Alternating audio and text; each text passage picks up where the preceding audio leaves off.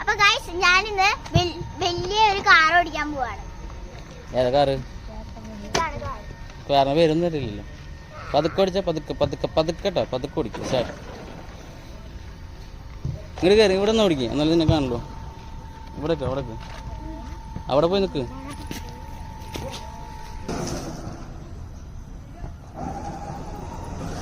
കറക്ക് continue. Okay.